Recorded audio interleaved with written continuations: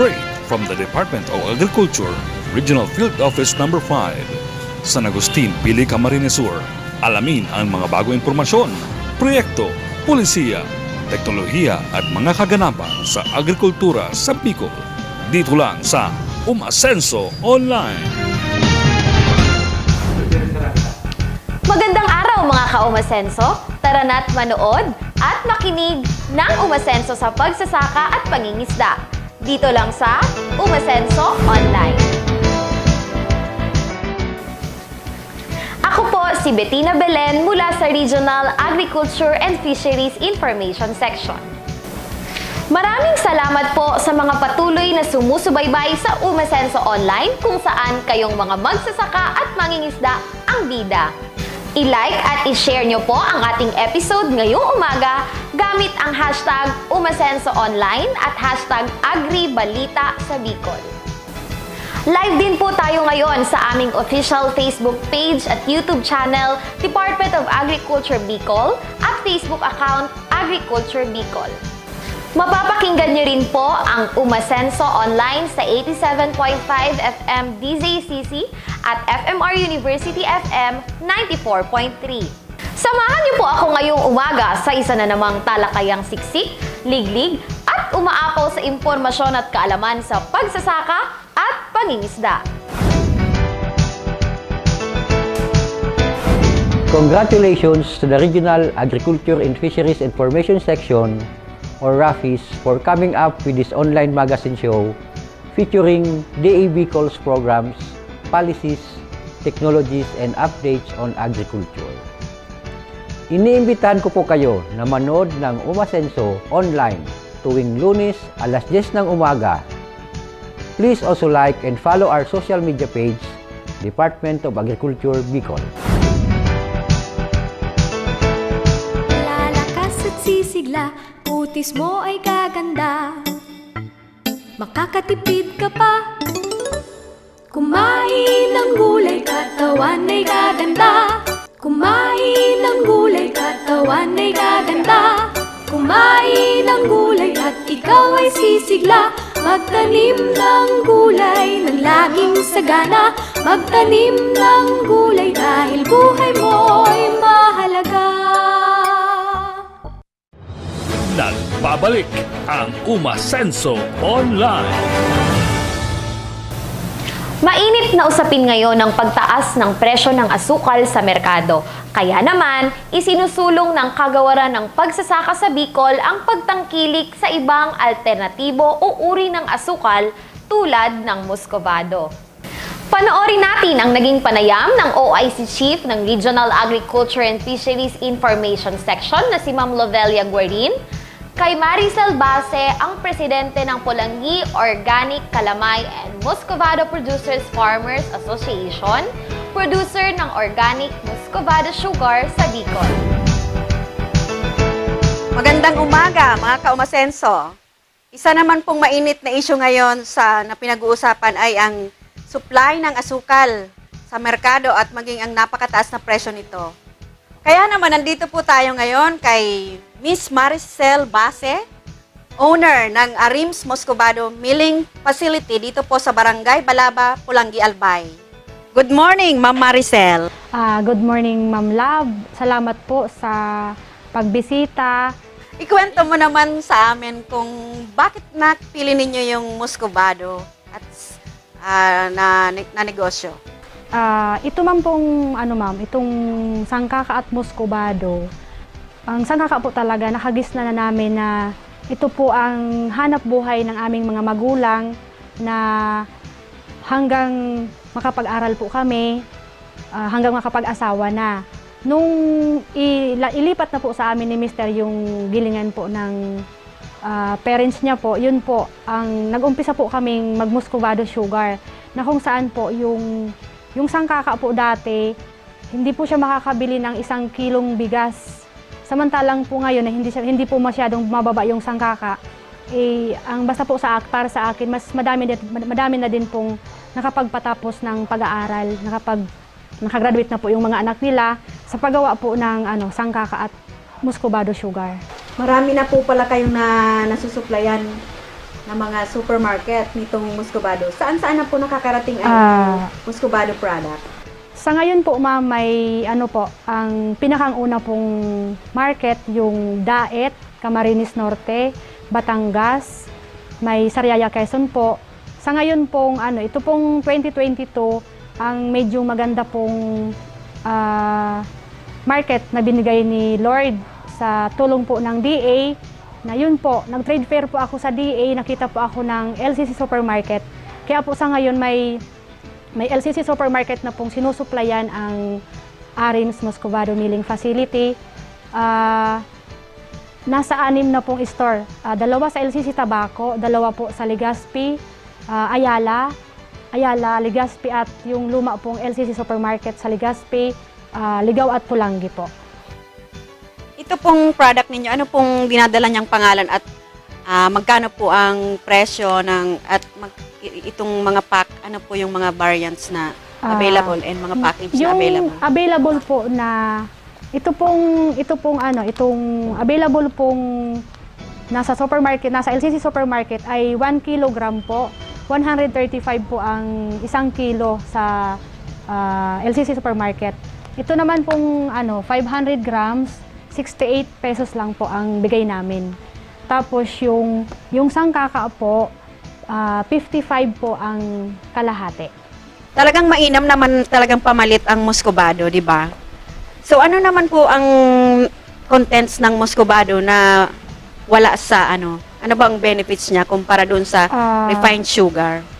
Kami pong producer ng Muscovado sugar, ko lang po sa mga customer na ito po kasing Muscovado sugar, wala po siyang Chemical. Wala po siyang halong ni anuman na chemical. Talaga pong masasabi kong organic kasi po tinulungan po kami ng DA na ma-certify po kami ng OCCP since 2016 pa po. Base po sa binigay na Certificate of Analysis ng DOST, ang Muscovado sugar po ay low fat at good for hypertensive po siya.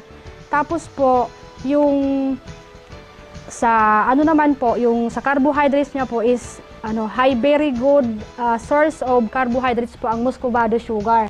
Kaya po kahit po sabihin nating yung upland area po ng Pulangi na gumagawa po ng sangkaka at Muscovado sugar, sawa naman po ng Diyos, wala naman po akong nakikita dito ma'am na yung may mga diabetic baga po. Dahil po sa paggamit nila ng Muscovado sugar. Paano ka po nakakapag-sustain ng supply nito na marami ka ng kausap na mga buyers? Saan ka po kumukuha ng supply? Sino po ang katulong ninyo dito? Ang katulong ko po sa production and processing, kaya nasusustain naman po namin yung supply kasi yung grupo ko po sa Pulangi Organic, Pulangi Organic, Kalamay and Muscovado Producers, Farmers and Association. Kami po ay may 15 members, ako po yung president, may 14 members po ako na certified organic po talaga yung tubuhan nila. Na-certify po kami ng OCCP po sa tulong po ng Department of Agriculture po. More or less, ilan po yung nagagawa ninyong Muscovado sugar and Kalamay sa isang buwan? Or ilan po ba ang napoproduce na Muscovado sa ilang kilo ng tubo? Yung ma'am, ang sa isang linggo po kasi ma'am, kayang mag-produce ng buong grupo po ng sabihin po nating halos 2 tons. Kasabay na po dyan ang Muscovado, ang 2 tons ang Muscovado sugar at yung masasabi ko po makakapag-produce ng 1,000 kaub na sangkaka po. Ano naman po ang mga gamit ng Muscovado at saka Kalamay? Pwede pong gamitin sa baking. Mas mainam nga po ito kasi talagang masasabi kong organic. Kahit po yung matatanda na aware po sila sa asukal, ito po ay talagang masasabi kong magagamit nila. Tapos yung Sa kape, pwede ba siya sa kape at gatas? Sa kape, gatas at Milo, ma'am, sa mga bata, pwede po siya. Sa juice, pwede. Pwede din po, ma'am, sa juice, lalo na, ma'am, yung mga natural juice, kagaya po ng kalamansi. Kahit saan pong juice, ma'am, pwede po siyang gamitin. Kahit sa pagluluto pala, pwede Yes, ang ma'am. muscovado. Masarap po, ma'am, itong muscovado sugar sa umba. Kahit mga adobo or nagugulay po, ma'am, yung iba, yun po ang nilalagay. Instead daw pong magic sarap, ang ginagamit nila, muscovado sugar, konting budbud lang po. Tapos, ito naman po na, ito po yung sangkaka po na ginagamit namin sa coco jam. Yung special coco jam, ito pong sangkangan special, ito po yung ginagamit sa paggawa ng mga coco jam. Tapos yung bukayo po, ito po naman is opo, ito po special na sangkaka. Ito naman pong sangkaka na ang tawag po namin dito ay lagting, ma'am. Iba-iba pala siya. Opo. Ito naman, ma'am, ay sa kakanin, yung linukay. Nako, ang dami palang gamit ng muscovado at kalamay sa pagluluto at maging sa baking ng mga tinapay, maging sa pagtitimpla ng mga inumin. Okay, sana ang ating mga manonood ay matutong gumamit ng muscovado sa kanilang pang-araw-araw na pamumuhay. Okay, salamat po, Ma'am Maricel, sa inyong oras at sa agarang pagtanggap dito sa amin sa Department of Agriculture. Ano na lang pong message ninyo sa ating mga consumers? Sa mga gumagamit po ng asukal, lalo na po ngayon, sobrang mahal po ng asukal sa mga tindahan natin.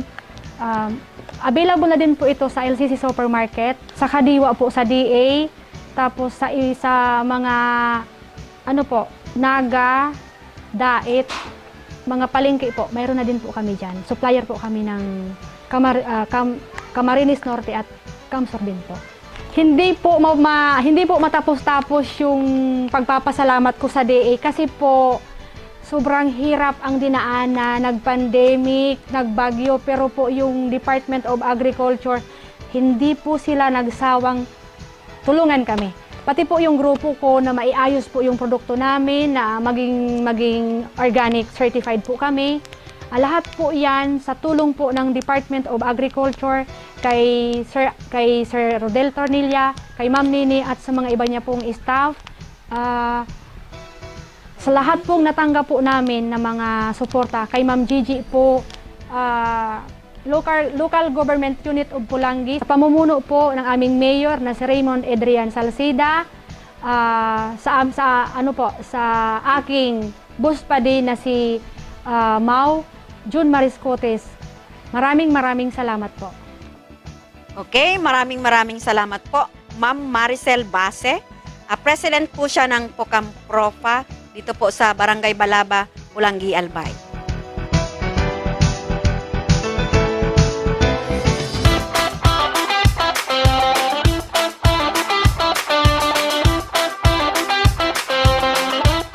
Alam mo ba, Charo, lahat na nagmamahal. Ikaw na lang yung hindi. Wow ha, pero tama ka. Mahal na nga lahat ng bilihin, pati abono. Oo nga, sa 2,000 piso kada sako, madadahil sa pataba ang palay ko nito. Tsak, dahil din ang ani ko. Naku, hindi dahil sa pataba ang sagot sa problema mo. Kung di, abonong swak combo, kung saan makakatipid ka pa hanggang 4,000 bawat ektarya. Kaya swak sa budget, swak sa palay. Abonong Swak Tips! Tip number 1, gumamit ng organiko at inorganikong pataba. Huwag inorganikong pataba lang. Bukod sa nakatipid ka na, tumutulong pa itong maparami ang ani, mapangalagaan ang kalikasan at mapanatili ang mga sustansya ng lupa. Tip number 2, piliin ang combo na swak sa inyo. Mamili ng tamang dami ng organiko at inorganikong pataba depende sa target na dami ng ani at budget. Tip number 3, subukan din ang Leaf Color Chart -1 element technique o Rice Crop Manager Advisory Service kung ang hanap mo ay detalyadong gabay sa pag-aabono. Alamin ang tamang dami, uri at tiyempo ng pagpapataba sa pamamagitan ng mga ito na maaaring i-download sa cellphone mo. Ang galing mo talaga, kaya nakabibighani ka eh. Sige, susubukan ko yung abonong swak. At baka yan na rin ang sagot sa problema ko. At baka dahil dyan, makuha ko ng matamis mo oo. Abono swak, swak sa budget, swak sa palay.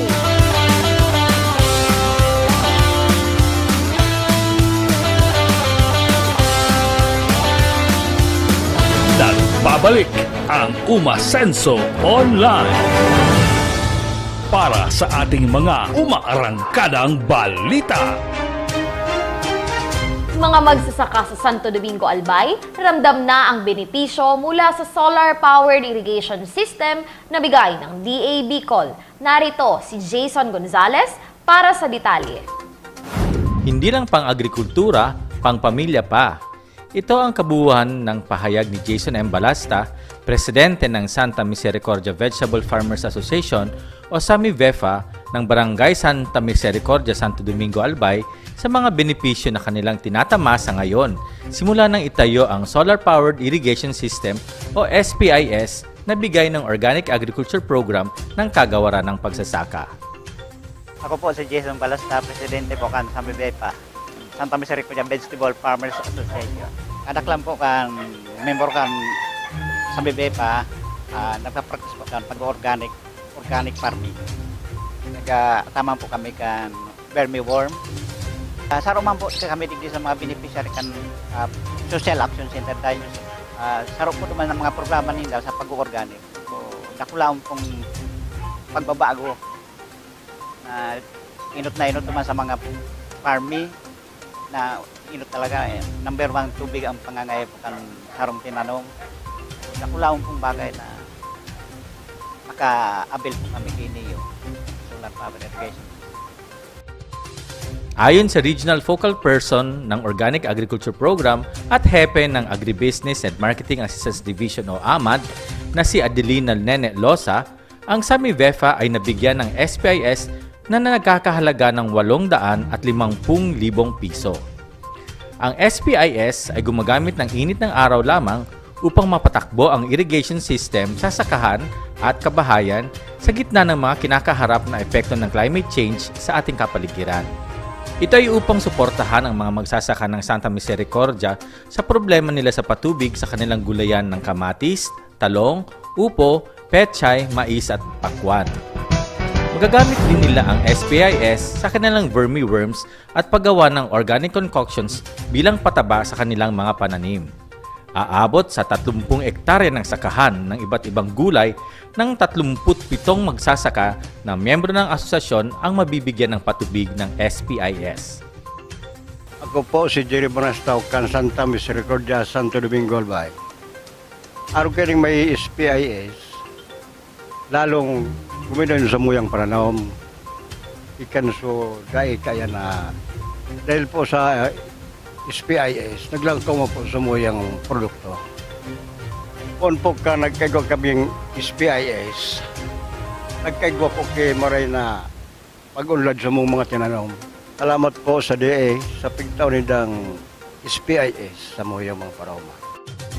Ang SPIS ay malaking tulong sa mga tanim na lettuce through hydroponics ni Maria Cristina L. Manilag, presidente ng Agrilenial 4-H Club of Santa Misericordia. Ako po si Maria Cristina Manilag, 4-H president po ng 4-H Club Agrilenial S. Santa Misericordia. Dahil po digdi sa SPS, ini po nagtao po sa muyang inspirasyon para mas magdagdag pa po sa muyang kahigusan sa manunggod po sa pagtatanom, lalo na po digdi sa hydroponics. Nagtataw pa po ini sa muyang dagdag income sa muyang pangangaipuhan man po sa buhay, lalo na pa sa muyang mga sa ibang miyembro po na kang 4-H na nag-aadal pa po. Nagpapasalamat po ako sa DA, sa Department of Agriculture, sa tinao po sa muyang SPIS na dakulaan po ining tabang sa muya. Malaking tulong ang SPIS sa kanila dahil nakatipid na sila sa gasto sa pagpapadeliver ng inuming tubig dahil napagkukuhanan ng inuming tubig na galing sa SPIS. Bukod pa dito, nagagamit din nila ito sa iba pang gawaing bahay. Salamat po ta nagkaigwa ki SPIS. Dahil na po na hirapan na para araw kami duman sa luwas. Ialawig na mga 100 meters. Kaya po dako lang salamat na nagkaigwang SPIS digdi sa mong barangay. Dako lang pong tabag. Ngayong taon, may 3 SPIS ang itatayo sa Sorsogon at Camarines Sur sa ilalim ng Organic Agriculture Program. Para sa umaarangkanang balita, ako po si Jason Gonzales. Multi-Agroforest Community Development Cooperative o MAFCOOP Integrated Farm ganap ng akreditado bilang learning site for agriculture ng DA-ATI. Narito si Annelyn Baleza para sa detalye. Ang Multi-Agroforest Community Development Cooperative o MAFCOOP Integrated Farm ay ganap ng akreditado bilang learning site for agriculture o LSA ng Agriculture Training Institute. Iginawad ang sertipiko ni ATI Center Director Elsa A. Parot nitong Hulyo 5 sa simpleng seremonya kasabay ng opisyal na paglulunsad ng farm bilang LSA. Ito ay ginanap mismo sa farm sa sitio sa Longgigi, Barangay Kararayan, Lungsod ng Naga. Ang nasabing farm ay may sukat na mahigit 900 metro kwadrado o 900 plus square meters at kasalukuyang natatamnan ng iba't ibang uri ng gulay, herbs, spices, prutas, mais at mga namumulaklak at ornamental plants. Kasalukuyan ding isinasagawa dito ang Farmer Field School sa produksyon ng gulay na may kalahok na 23 na mga interesado sa paggugulayan kasama ang ilang mga kabataan. Ito ang pangalawang batch o pangkat ng mga sumali sa FFS dito sa farm. Ang unang pangkat na nilahukan din ng 18 participants ay nagtapos noong 1 taon. Marami ding pagsubok at proseso ang pinagdaanan ng proyektong ito ng MAFCOOP na unang pinagplanuhan ng co-op na gawing housing project o MAFVille para sa mga miyembro. Pero sabi nga ni Director Parot, kung hindi ukol, di bubukol. Aniya, mas angkop sa pangalan at layunin ng co-op na gawin itong integrated farm and learning site, kaya hindi nangyari ang unang plano dito. This is the functioning learning site. Na daimi pang piglo-launch, learning site talaga siya because you are hosting sa Samuyang TOT, yung FFS. So congratulations, MAFCOOP. So siguro heaven has been very instrumental really, na sabi siguro kang Diyos, Dedo para piwiton, nagibuhon ini yung istaran, tamas maray ini yung gibuhon na agricultural farm. Bukod sa makakatulong ito sa pagpapasiguro ng pagkain, makakatulong pa ito sa pagpapayaman ng kalikasan. Hinikayat din ni Director Parot na sikapin ng co-op na magi itong farm school o kaya agritourism site, lalo't maganda ang lugar. Dumalo rin sa okasyon si Hilda Ragay ng Cooperative Development Authority, Alvin Alvaro ang represente ng Naga City Agriculturist Office na siyang gumagabay at nagbibigay technical assistance, si Marshall Bustarga, ang Agricultural Program Coordinating Officer or APCO na siyang representative ni Director Rodel Peter Nilia ng Department of Agriculture na isa ring kapartner ng co-op na marami na ring tulong na ibinigay. Ang MAFCOOP ngayon ay opisyal na ring akreditado ng DA bilang Civil Society Organization o CSO. Ang itinalagang tagapamahala o farm manager ng integrated farm ay si Perlin Onkit na siya ring marketing manager ng co-op. Si Maria Lucila Nacario ang manager ng co-op at sa kasalukuyan si Josefa Panambo ang chairperson. Ang MAFCOOP na may higit 700 na miyembro ay binubuo ng mga empleyado ng DA, BFAR, ATI, DAR, Devolved Agricultural Extension Workers, mga retiradong kawani mula sa nabanggit na mga ahensya at mga micro-entrepreneurs mula sa probinsya ng Camarines Sur, Camarines Norte, Albay at Sorsogon. Annelyn Baleza, nag-uulat para sa umaarangkadang balita. Bicol Organic Agriculture Congress ginanap sa Naga City. Narito si Emil Pasumbal para sa detalye. Mahigit sa 80 organic practitioners sa Bicol, kabilang ang mga provincial organic agriculture focal persons, ang nakilahok sa pinakaunang Blended Bicol Organic Agriculture Congress na ginanap sa Naga City noong 8 ng Agosto. Sa kanyang welcome remarks, binigyang diin ni Luz Marcelino, Regional Technical Director for Operations, ang importansya ng pagsasaliksik sa pag-organiko na nakapalaman sa tema ng Congress na maunlad na pagsasaka garantisado sa organikong agrikulturang sinasaliksik. Si Dr. Mary Grace Rodriguez naman ang nagbasa ng mensahe ni Regional Executive Director Rodel P. Tornilla. Aniya, the general direction of the DA for the next 6 years will be towards balanced fertilization to maximize the use of inorganic fertilizer. Binalangkas ni Adelina A. Losa, Hepe ng Agribusiness and Marketing Assistance Division at focal person ng Organic Agriculture Program sa Bicol, ang mga kaganapan sa programa sa panahon ng pandemya at estado ng organikong pagsasaka sa Bicol. Ayon sa kanya, sa kasalukuyan ay 73 na sakahan sa Bicol na may total na 168 hektarya ang third-party certified as organic. Tinalakay din ni Adelina Losa ang Participatory Guarantee System kung saan 8 core group na ang nagsasanay para sa PGS accreditation. Ibinahagi naman ni Lea Deriquito ang pangkalatang plano at mga programa ng National Organic Agriculture Program sa taong 2024. Aniya, may 5 priority agenda ang NOAP. Ito ay ang Participatory Guarantee System Certification, Organic Agriculture Hubs, maramihang produksyon ng fertilizer at soil ameliorants, inventory and promotion of organic agriculture matured technologies, at pagtatalaga ng organic agriculture zones sa bawat munisipyo at syudad. Ang mga provincial organic agriculture focal persons naman ay nagbahagi ng kani-kanyang plano at budget para sa taong 2024.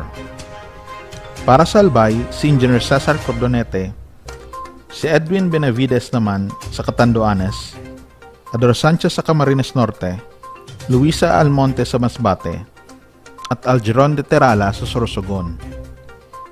Nagbahagi din si Tet de Lumen ng milestones ng Organic Agriculture R&D Center. Nag-uulat si Emil Pasumbal para sa Umarangkadang Balita. Mas pinaigting na pamamahala ng Marine Protected Area inaasahan sa tulong ng PRDP GEF Leadership Enhancement Training sa MFA-RMC ng San Fernando, Masbate. May ulat si Anilin Baleza. Akala namin marunong na kami, yung pala marami pa kaming kulang. So dito sa training na to, nadagdagan yung kaalaman namin sa pagmamahala sa karagatan, mga pulisiya, at kung paano makikisama dun sa mga nasa laylayan ng mga mangingisda. Isa si Shirley Yosong, Chairman ng Municipal Fisheries and Aquatic Resources Management Council o MFARMC ng San Fernando, Masbate sa mga dumalo sa 2 araw na Leadership Enhancement Training na isinagawa ng Philippine Rural Development Project Global Environment Facility para sa MFARMCs at proponent group ng nasabing bayan nitong Agosto. Layunin ng pagsasanay na mapanatili ang nagkakaisang pagkilos ng mga mangingisda sa komunidad kahit tapos na ang proyekto at mapalalim ang kanilang pag-unawa sa konsepto ng pagiging leader ng mga people's organization at MFARMC. Tinalakay sa Leadership Enhancement Training ang konsepto ng pamumuno, mga estilo ng pamumuno, mga katangian ng totoong leader at mga batayang prinsipyo ng pamumuno ng samahan. Sinanay din ang grupo ukol sa mga papel at tungkulin ng mga leader sa isang organisasyon. Tinuruan din sila kung paano maging epektibong leader, pati na rin ang tamang pamamaraan ng pakikipag-usap at pakikipag-ugnayan sa isa't isa, paglutas ng mga problema, at maayos na pamamahala ng di pagkakaunawaan sa grupo. Napakalaking bagay po na nagkaroon ng ganitong training dito sa grupo ng MFARMC at ng mga samahan ng mga mangingisda para mas mapalakas yung kaalaman nila bilang isang leader kung paano magpapalakad ay sa tama ang dapat na sistemang pagpapalakad sa sistemang pangpangisdaan, lalo na sa pagpapalakad ng isang grupo para mas mapalakas. Kabilang ang pagsasagawa ng capacity building at training sa mga salik upang mapataas ang Management Effectiveness Assessment Tool o MET at Management Effectiveness Tracking Tool or MET score ng mga lokal na pamahalaan sa kanilang marine protected area. Ang PO po at saka MFARMCs, kamo po ang mapadagos ng mga serbisyo. Serbisyo para kiisay. Serbisyo para sa kapwa nindo, mga parasira o paratano, di ba po? So, hindi wag po natin iasa yan sa gobyerno na serbisyo. Maski po, tawan ka mo ning 1 billion worth of services. Kung hamo po nindo yan asikasuhon, 1 day pa lang, di ba kung karamas na kamo, kanya-kanya na kamo sa kuya yan. Pero ang kada serbisyo ng gobyerno, ng NGO, ay pinagmamakulga nindo. Ang kada piso, dapat magiging 100 pesos siya at the end of each year. Mahalaga ito dahil mas napapataas yung kakayahan ng mga leader. Sa tulong ng Leadership Enhancement Training para sa mga MPharmC at Proponent Group, inaasahan na tataas ang Management Effectiveness Assessment Tool or MET at Management Effectiveness Tracking Tool or MET level score ng San Fernando Fish Sanctuary and Marine Reserve mula sa Level 1 hanggang sa Level 3 o Sustained o Level 4 Institutionalized. Ito po ang 125 hektarya na San Fernando Fish Sanctuary and Marine Reserve. Sagana po ito sa mga yamang dagat tulad ng mga malalaki at mahalagang isda na nagsisilbing kabuhayan ng mga komunidad dito sa isla ng Ticao. Nagsisilbi din itong breeding ground sa Ticao at Masbate Pass. Mula sa San Fernando, Masbate, ako si Annilyn Baleza, nag-uulat para sa Umaarangkadang Balita. Nagdaos ng 3rd Quarter Regional Management Committee meeting ang 1DA Bicol family sa pangungunan ni Regional Executive Director Rodel P. Tornilla nitong Lunes, 15 ng Agosto ngayong taon. Ang RMC meeting ay ginanap sa 3rd floor ng Field Operations Building upang masusing pag-usapan ang mga bagong direktiba at upang mas lalong mapalakas ang regional coordination at pagtutulungan ng mga ahensya. Tinalakay din dito ang pagkakaroon ng sapat na produksyon ng bawat commodity kung saan may kanya-kanyang ahensyang nakatalaga. Dumalo sa naturang pagpupulong ang mga regional directors ng mga bureaus at attached agencies na kabilang sa Department of Agriculture, tulad ni na Philippine Coconut Authority Regional Director Mateo B. Sipagan, PhilRice Bicol Branch Director Victoria C. Lapitan, National Food Authority Acting Regional Manager Alan Joseph Abapo, National Meat Inspection Service OIC-RTD Dr. Ernesto Tabing, Agricultural Training Institute Center Director Elsa A. Parot, Sugar Regulatory Administration Mill District Officer Engineer Maria Teresa M. Caballero, PhilFIDA OIC Mary Ann R. Molina, Fertilizer and Pesticide Authority Regional Officer Gabriel B. Atole, BPI National Seed Quality Control Services Chief Marites R. Reyes at Agricultural Credit Policy Council Bicol Representative Michael Jordan Roquid. Dumalo din sa RMC meeting ang mga representatives ng National Irrigation Administration, Bureau of Fisheries and Aquatic Resources, Bureau of Animal Industry at PhilMec Bicol. Samantala, tinalakay ni Dr. Mary Grace Rodriguez, hepe ng Field Operations Division, ang mga bagong direktiba ni Pangulong Bongbong Marcos. Anya, kabilang sa mga short-term directions ng agrikultura ay ang pagbibigay ng tulong teknikal at pinansyal upang mataas ang ani ng mga magsasaka sa susunod na mga planting season. Pagbibigay ng farm inputs na bibilihin ng maramihan ng gobyerno tulad ng abono, pestisidyo, binhi at pagbibigay ng fuel subsidy at iba pang tulong. Ang ilan sa mga long-term directions naman ay ang mekanisasyon at modernisasyon ng mga sakahan at pagpapatayo ng mga farm-to-market roads, mga makinaryang gamit makatapos ang ani at maging sa pagproseso, at pagpapalaganap ng kadiwa stores. At yan po ang ating mga umaarangkadang balita.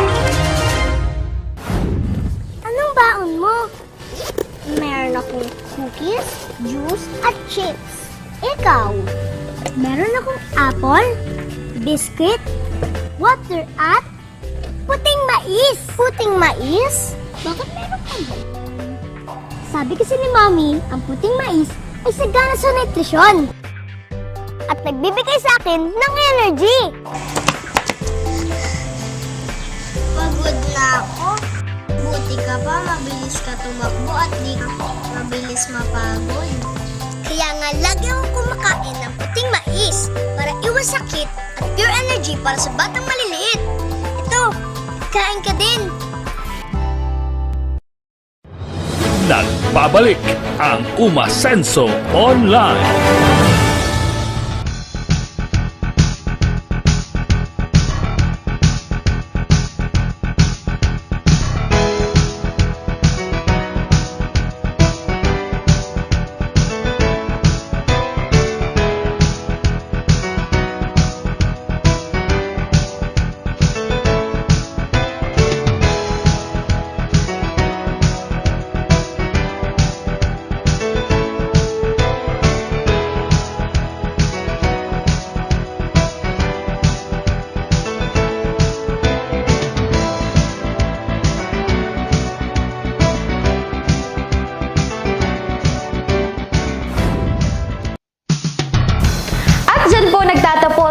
aming umaasensong talakayan sa araw na ito.